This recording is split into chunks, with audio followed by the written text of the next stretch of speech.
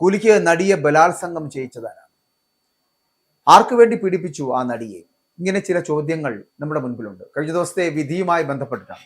മലയാള cinema ലോകത്തെ പിടിച്ചു കുലുക്കിയ നടി ആക്രമിക്കപ്പെട്ട കേസിൽ പ്രതിയായിട്ടുള്ള പൾസർ സുനിയുടെ ഞെട്ടിക്കുന്ന വെളിപ്പെടുത്തലുകളുമായിട്ട് ഒരു ഇംഗ്ലീഷ് മാധ്യമത്തിന്റെ റിപ്പോർട്ട് വന്നിരിക്കുന്നു. കൂലിക്ക് നടിയെ ബലാത്സംഗം ചെയ്യിച്ചത് ആരാണ്?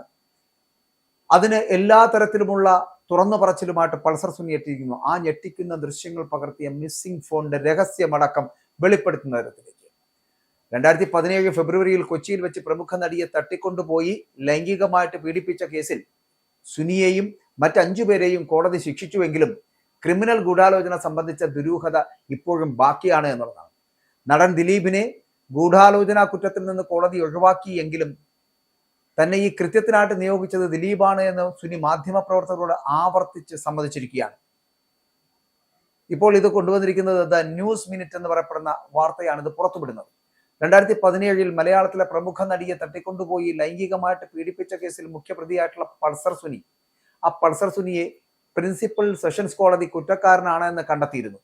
2025 ഡിസംബർ മാസം 8 സുനിക്കൊപ്പം മറ്റ് 5 പേരെയും തട്ടിക്കൊണ്ടുപോകൽ, ലൈംഗിക പീഡനം എന്നീ കുറ്റങ്ങളിൽ കോടതി ശിക്ഷിക്കുകയും ചെയ്തിരുന്നു. അതേസമയം കേസിൽ പ്രതി ചേർക്കപ്പെട്ട നടൻ ദിലീപിനെ കോടതി കുറ്റവിമുക്തനാക്കി.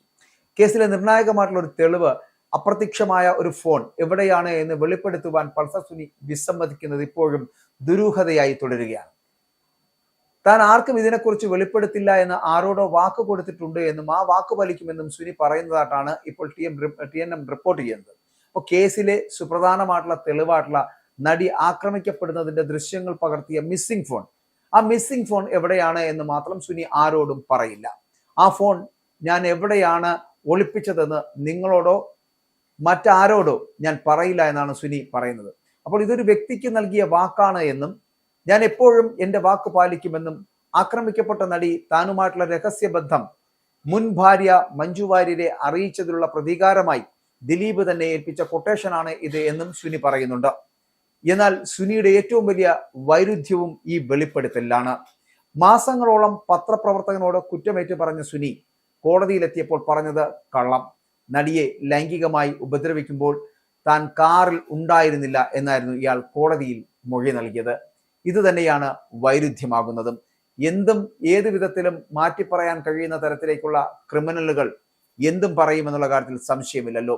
പക്ഷെ ഒരു കാര്യം മനസ്സിലാക്കേണ്ടത്, ആ 2017 മലയാളത്തിലെ പ്രമുഖ നടിയെ ഇത്രയും കൃത്യമായി തട്ടിക്കൊണ്ടുപോയി ലൈംഗികമായി പീഡിപ്പിക്കപ്പെടുന്ന ഒരു സ്ഥിതിവിശേഷം ഉണ്ടായിട്ടും ഈ കഴിഞ്ഞ 8 വർഷക്കാലത്തോളം ഈ കേസുമായിട്ട് ബന്ധപ്പെട്ട് മുന്നോട്ട് പോകുമ്പോഴും അവസാനം കഴിഞ്ഞ ദിവസം വന്ന വിധി പകർപ്പിൽ ഇങ്ങനെ ഈ ദിലീപ് കുറ്റക്കാരനല്ല എന്ന് പറയപ്പെടുമ്പോഴും കുറ്റം ചെയ്തത് ആരാണ്?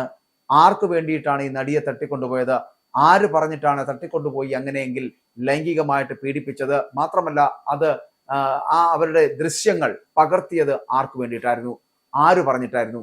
ഇനി നമുക്ക് വേണമെങ്കിൽ ഇങ്ങനെ സംശയിക്കാം, ഈ സുനി എന്ന് പറയപ്പെടുന്ന പൾസർ സുനിയുടെ ആവശ്യമായിരുന്നു എന്ന് വയ്ക്കുക ഈ നടിയുമായി ബന്ധപ്പെട്ട് വരുന്ന വിഷയങ്ങൾ. പക്ഷേ അങ്ങനെ ആ നടിയുമായി ബന്ധപ്പെട്ട് ഏത് തരത്തിലുള്ള വ്യക്തി വൈരാഗ്യമാണ് ഈ പൾസർ സുനിക്ക് ഉണ്ടായിരുന്നത്? ഏതെങ്കിലും തരത്തിൽ ഈ പൾസർ സുനിയുമായിട്ട് ബന്ധപ്പെട്ടോ പൾസർ സുനിക്ക് അങ്ങോട്ടോ അല്ലെങ്കിൽ ആ നടിക്ക് ഇങ്ങോട്ടോ ഏതെങ്കിലും തരത്തിൽ വ്യക്തിപരമായിട്ടുള്ള ഏതെങ്കിലും തരത്തിലുള്ള വൈരാഗ്യം ഉണ്ടായിരുന്നോ? അങ്ങനെയാണെങ്കിൽ അവർക്ക് വേണമെങ്കിൽ ഇത്തരത്തിലുള്ള ചില ക്രിമിനൽ ആക്ടിവിറ്റീസിൽ ഇടപെടാം. പക്ഷെ ഇത് നടത്തിയിരിക്കുന്നത് അങ്ങനെയുമല്ല. അപ്പോൾ അത് മാത്രമല്ല, ഈ ഏറ്റവും ക്രൂരനായ ക്രിമിനലായിട്ടുള്ള ഇയാളും ഇയാളോടൊപ്പമുള്ളവരും ഇപ്പൊ 6 പേർക്കെതിരെ നമ്മൾ ഈ പറഞ്ഞ പോലെ കഴിഞ്ഞ ദിവസം സെഷൻസ് കോടതി കുറ്റക്കാരാണ് എന്ന് കണ്ടെത്തി കഴിഞ്ഞിരിക്കുന്നു. ആ പ്രിൻസിപ്പൽ ജില്ലാ സെഷൻസ് കോടതിയുടെ കണ്ടെത്തലിൽ ദിലീപിനെ ഒഴിച്ച് ബാക്കിയുള്ളവർ അല്ലെങ്കിൽ ദിലീപിനോടൊപ്പം 7, 8, 9, 10 പ്രതികൾ അടക്കമുള്ളവർ കുറ്റക്കാരല്ല എന്നും 6 വരെയുള്ള പ്രതികൾ കുറ്റക്കാരാണ് എന്നും കണ്ടെത്തപ്പെടുന്ന സാഹചര്യത്തിൽ ദിലീപിനെ എന്തുകൊണ്ട് ഒഴിവാക്കി എന്നുള്ള ചോദ്യമാണ് പലപ്പോഴും പ്രസക്തമാകുന്നത്. കാരണം ഈ കേസ് ഉണ്ടാകുന്ന കാലഘട്ടങ്ങളിൽ പലപ്പോഴും ദിലീപ് ഇതിനകത്ത് ആദ്യകാലങ്ങളിൽ അങ്ങനെ ഒരു പ്രതിയായിരുന്നില്ല. എന്നാൽ ഫെബ്രുവരി മുതൽ 4 മാസത്തോളത്തിന് ശേഷമാണ് ഇതിനകത്തേക്ക് ഇദ്ദേഹത്തിന്റെ ഇൻവോൾവ്മെന്റ് ഉണ്ടാകുന്നതും ഇദ്ദേഹത്തെ അറസ്റ്റ് ചെയ്യുന്നതും. പക്ഷെ അതിനുശേഷം പ്രതി ഇയാൾ തന്നെയാണ് ഗൂഢാലോചനയിൽ മുഖ്യ പങ്ക് വഹിച്ചത് എന്നുള്ള തരത്തിലായിരുന്നു ദിലീപിനെതിരെയുള്ള വാദങ്ങൾ. പക്ഷേ ഈ 2025 എത്തപ്പെടുമ്പോൾ ഇന്ന് കഴിഞ്ഞ ദിവസം ഇത്തരത്തിലൊരു വിധി വരുമ്പോൾ ഡിസംബർ 8 സുനിക്കൊപ്പം മറ്റ് 5 പേരെയും ചേർത്ത് നമുക്കറിയാം 6 പേർക്ക് മാത്രം ശിക്ഷ വിധിക്കുന്നു. ശിക്ഷ അവർ കുറ്റക്കാരാണെന്ന് കണ്ടെത്തുകയും എന്നാൽ ദിലീപ് അടക്കമുള്ളവർ കുറ്റക്കാരല്ല എന്ന് കണ്ടെത്തുമ്പോഴും ഇതിന് പിന്നിൽ ഒരു ഗൂഢാലോചന ഉണ്ട് എന്നുള്ള കാര്യത്തിൽ സംശയമില്ലല്ലോ.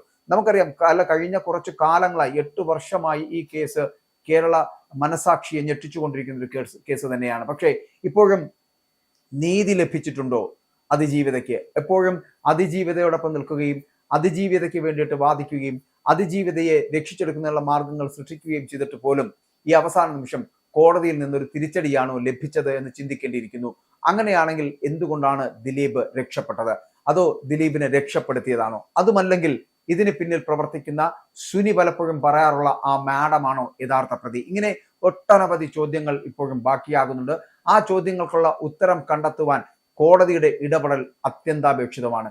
ഇതിൽ ഈ പറയുന്ന കോടതി കണ്ടെത്തിയതുപോലെ സാങ്കേതികമായിട്ടുള്ള തെളിവുകൾ ലഭിക്കാത്തതിന്റെ അടിസ്ഥാനത്തിലാണ് ദിലീപിനെ കുറ്റവിമുക്തനാക്കുന്നത് എങ്കിൽ ഇതിനകത്ത് കുറ്റം ചെയ്തവരാരാണ്, അല്ലെങ്കിൽ കുറ്റം ചെയ്യാൻ പ്രേരിപ്പിച്ചതാരാണ്? അങ്ങനെ ഒരാൾ ഉണ്ടാകണമല്ലോ. വെറുതെ എന്തായാലും ഈ സുനിയുടെ ക്രിമിനലുകളും പണത്തിന് വേണ്ടി എന്ന് പറഞ്ഞ് ഇത്തരത്തിലൊരു പ്രവൃത്തി നടത്തുന്നുണ്ടെങ്കിൽ അല്ലെങ്കിൽ നടത്തിയിട്ടുണ്ടെങ്കിൽ അതിന് പിന്നിൽ അവർക്ക് വേണ്ടിയിട്ട് ആരോ ഒരാൾ പുറകിൽ നിന്ന് ചരട് വലിച്ചിട്ടുണ്ട് എന്നുള്ള കാര്യത്തിൽ സംശയമില്ല. ആ ചരട് വലിച്ച വ്യക്തി അതാരാണ് എന്നാണ് തിരിച്ചറിയേണ്ടതും കണ്ടുപിടിക്കേണ്ടതും. അതാണ് ഞാൻ ആദ്യമേ സൂചിപ്പിച്ചത്. വെറുതെ കൊണ്ടുപോയി ഒരാളെ പീഡിപ്പിച്ചതാണോ? കൂലിക്ക് നടിയെ ബലാത്സംഗം ചെയ്യിച്ചത് ആര് എന്നുള്ളത് ഈ കേരള സമൂഹം ചോദിച്ചുകൊണ്ടിരിക്കുകയാണ്. ആർക്ക് വേണ്ടിയിട്ടാണ് ഈ നടിയെ ഈ നരാധമന്മാർ പീഡിപ്പിച്ചത് എന്ന് ഈ ലോകത്തിന്, മലയാളിക്ക് അല്ലെങ്കിൽ കേരളത്തിന് മുമ്പിൽ തുറന്നു പറയേണ്ടതുണ്ട്. അതിന് ജുഡീഷ്യറിയുടെ ഇടപെടൽ അത്യന്താപേക്ഷമാണ്.